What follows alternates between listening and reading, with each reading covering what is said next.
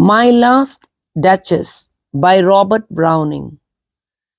That's my last Duchess painted on the wall, looking as if she were alive. I call that piece a wonder. Now, Fra Pandolf's hands work busily a day, and there she stands. Will you please you sit and look at her? I said Fra Pandolf by design, for never read strangers like you that pictured countenance, the depth and passion of its earnest glance. But to myself they turned, since none puts by the curtain I have drawn for you, but I, and seemed as if they would ask me, if they durst, how such a glance came there. So not the first are you to turn and ask thus, Sir, it was not her husband's presence only called that spot of joy into the Duchess' cheek. Perhaps Fra Pandolf chanced to say, her mantle laps over my lady's wrist too much, or paint must never hope to reproduce the faint half flush that dies along her throat. Such stuff was courtesy, she thought, and cause enough for calling up that spot of joy. She had a heart, how shall I say, too soon made glad, too easily impressed. She liked whatever she looked on, and her looks went everywhere. Sir, it was all one.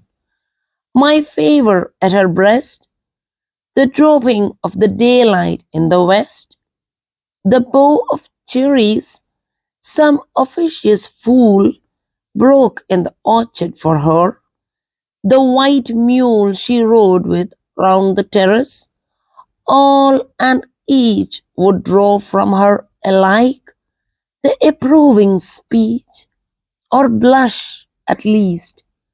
She thanked men good, but thanked somehow, I know not how, as if she ranked my gift of a 900 years old name with anybody's gift who'd stoop to blame this sort of trifling, even had you skill in speech, which I have not, to make your will quite clear to such a one and say, just this or that in you disgusts me.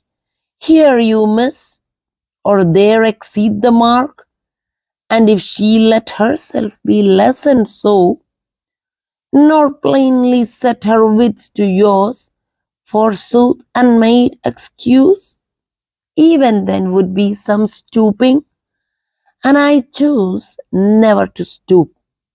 Oh, sir, she smiled, no doubt, whenever I passed her, but who passed without?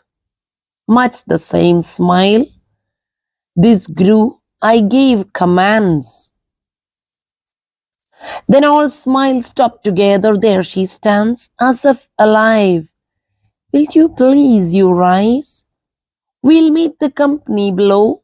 Then, I repeat, the Count your master's known munificence is ample warrant that no just pretence of mine for dowry will be disallowed, though his fair daughter's self, as I averred at starting, is my object. Nay, we'll go together down, sir. Notice Neptune, though, taming a seahorse, thought a rarity, which claws of Innsbruck cast in bronze for me.